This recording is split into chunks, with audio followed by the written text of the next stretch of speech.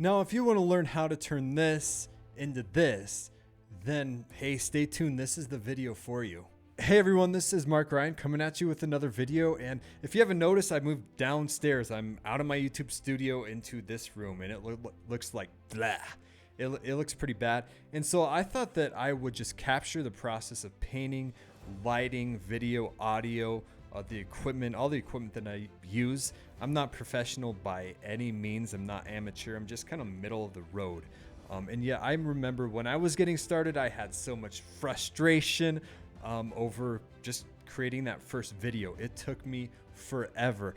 So it can take a lot of work just getting that first video out there, even just having the right equipment, the right computer, and the editing software. We'll take a look at all that stuff, the equipment, and with that, let's get started. So as you can see, I finished my first layer of paint. This isn't a professional painting channel by any means, but hey, it's done. And one of the first things that you have to decide really is, hey, am I going to use bright, cheery colors? And if you have a bright, cheery personality, that's probably what you use, a light green or a yellow or a light color that pops out. Or, you know, if you don't have that bright, cheery personality, then you choose dark blue. But I like darker colors because I think they're more personable, especially with mood lighting. And that's what we'll talk about next. It can really pop out quite a bit when you have a darker background, like dark blue and everything. And so I've got a pretty big floor lamp, and I'm going to put that together next, and we'll see what it looks like with it in here. This paint's going to take a while to dry, but I'm going to get that going up here right now. So we'll check it out, see what it looks like. So it's all assembled now. It was actually pretty easy to put together. It comes with pretty nice remote, but let's turn it on, check it out. I like it. It pops out. It's 2021 now, so you should be able to change colors. You shouldn't be stuck with just one color. And that's what I like about this. It's pretty versatile. I like that green a lot. It just pops out. And the other nice thing is that you can turn the bottom off and on. Same thing with the top. There's two light bulbs, one on top, one on bottom, that it came with. And so I like that. Next thing I need to do is another layer of blue paint. It's pretty bad right now. You can see just splotches that it needs another layer. But the other reason why I like the dark blue color is not that it's just personable. It also makes lighting like this just stand out.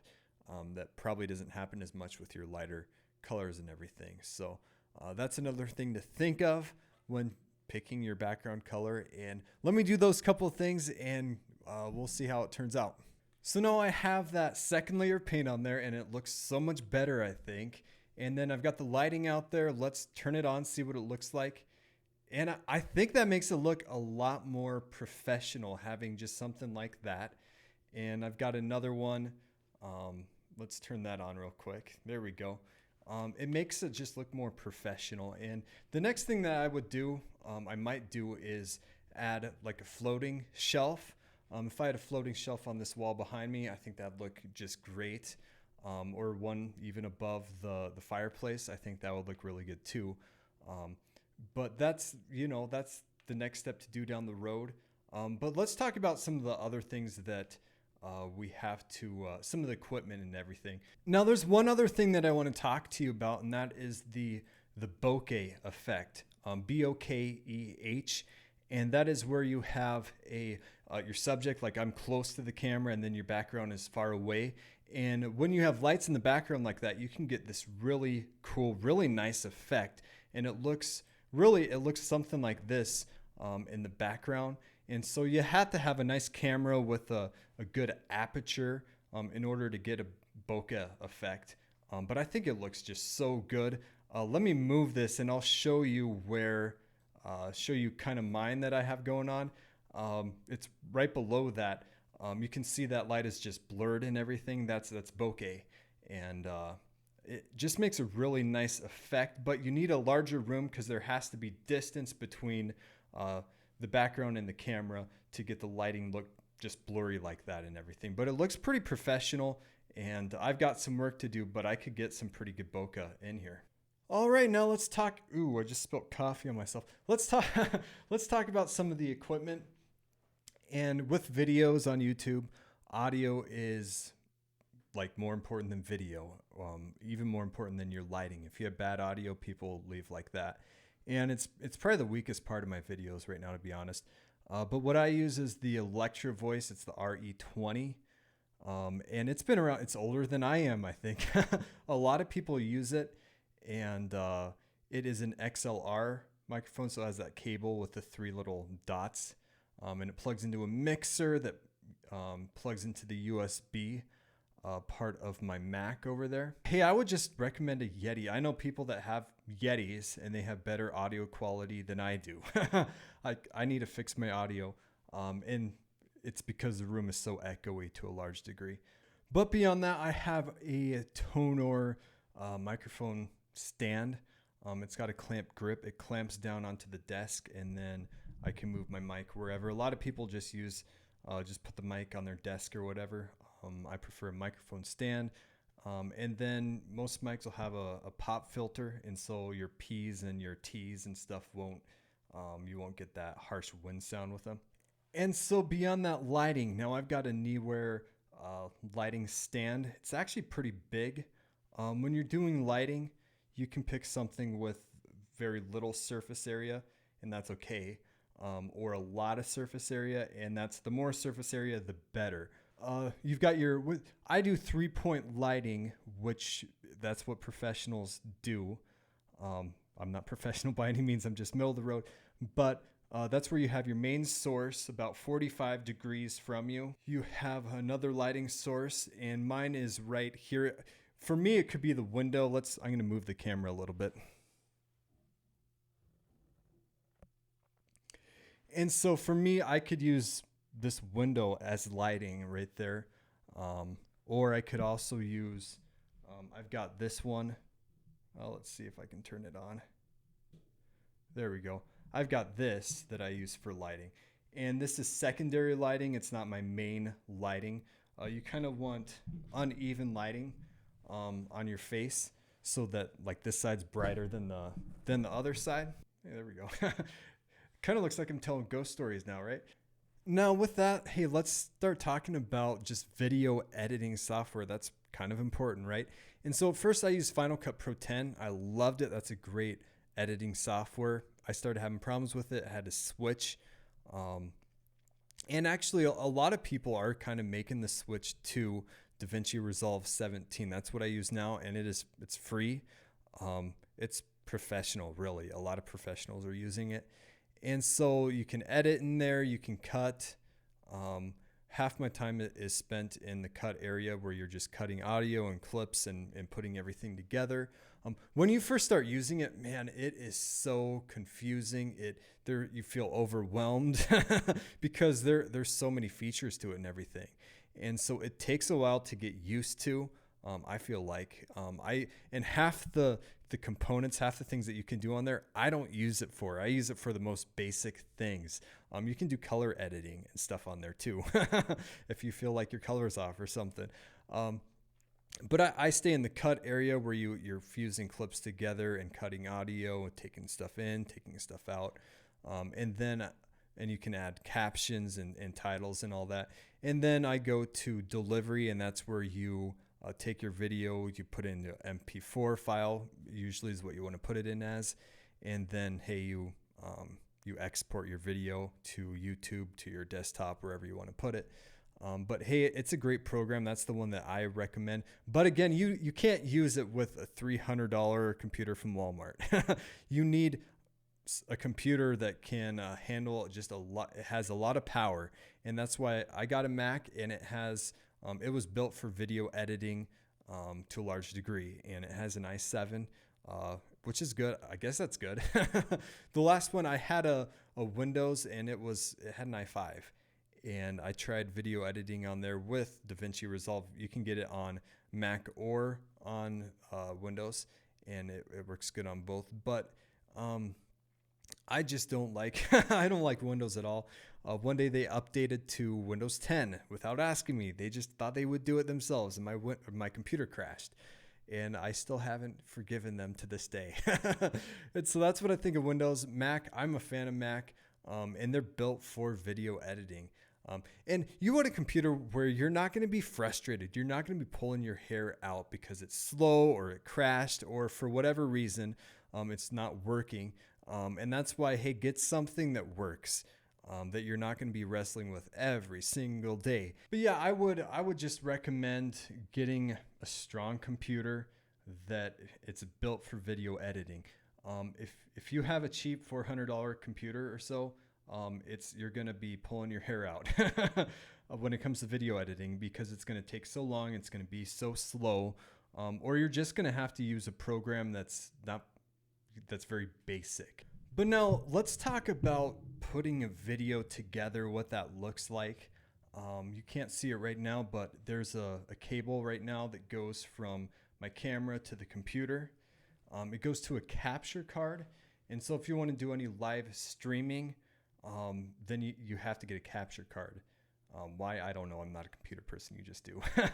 The capture card, I guess, helps do calculations and do a lot of the computing that your computer just can't do. I've got a cable that runs from the HDMI out onto a capture card. It's an HDMI capture card, the Elgato 4K Cam Link, which I love that capture card. I've had no problems with it. I tried one before that and it was a nightmare. I would highly recommend the Cam Link 4K Elgato. So that plugs into your computer through the USB link. Now after that, I was pulling my hair out trying to get the audio and the video to sync. And once you start creating videos, I mean, tons of content creators they face that problem, getting the audio and video to sync. And so what a lot of people will do is they'll just do the clap thing. Clap 3 times, look at the audio and video, try to sync it that way. I downloaded OBS and I record everything in OBS because it syncs your audio and your video for you. And Final Cut Pro, I guess, will do that too. And so will Davinci Resolve. I believe I tried to get it work that way. It didn't work out for me much at all. And so I use OBS. OBS is really just user friendly. Tons of people use it. It's kind of the standard is OBS. And then there's one other one I can't remember the name of right now. Streamlabs, I think, is it.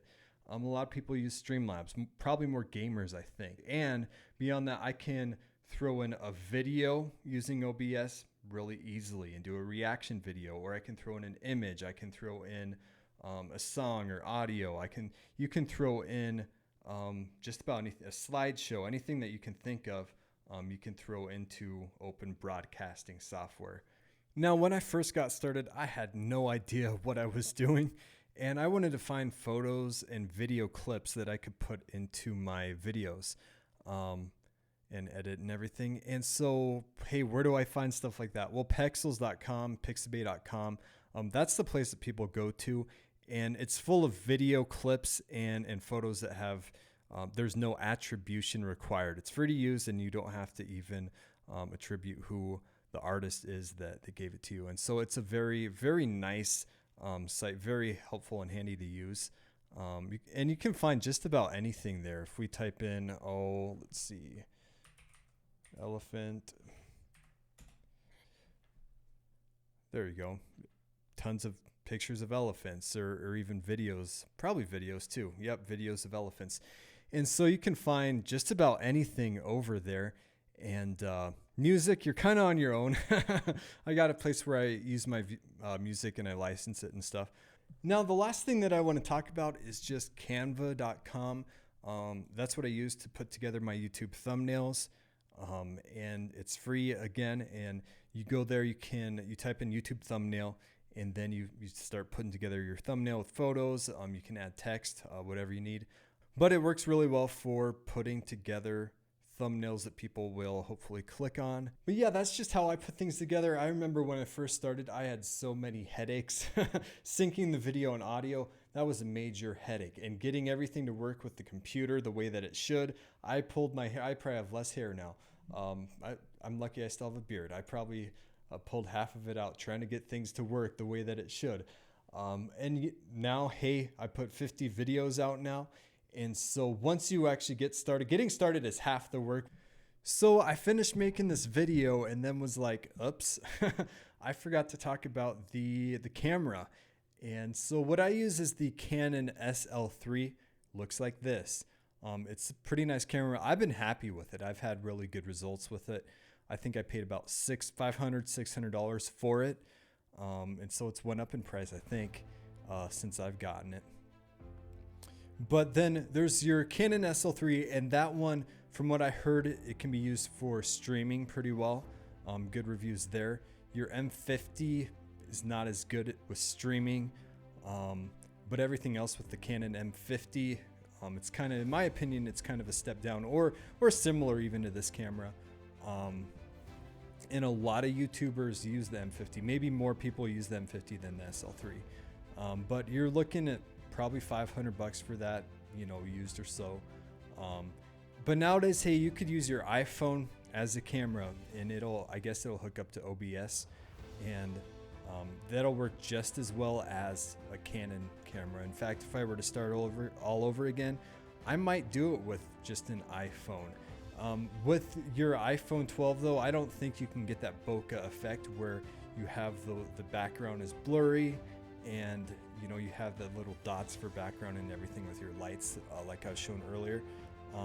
You won't have kind of as good as effects like that, but your quality is going to be just as good, maybe even better, with the new iPhone 12 that came out. But anyways, that's my setup. I'm pretty happy with it. If I could change anything, it'd be the audio. I probably need to absorb some noise. This room echoes like crazy. I've got a blue screen essentially behind me, and so I could put any background I want behind me. So one thing I would throw by is just changing the background with a blue screen. Learning that, it's actually pretty simple from what I've seen. In the comments below, maybe you have your own YouTube channel, or you're thinking about starting it. Well, what kind of videos would you make? Maybe they'd be car videos, or you know, decoration or something. I'm a Christian. I do a lot of Christian content, and lately I've been doing a lot of sermon jams. So that's kind of my passion right now. What interests me. Sometimes I'll talk about current events. That's what my interests are. But I'm curious. I want to know what your interests are. And so put those in the comments below. And if you have any frustrations or need any help or advice, or maybe advice for me, put that in the comments below too. Like, subscribe if you like this kind of content, and I will see you in the next video.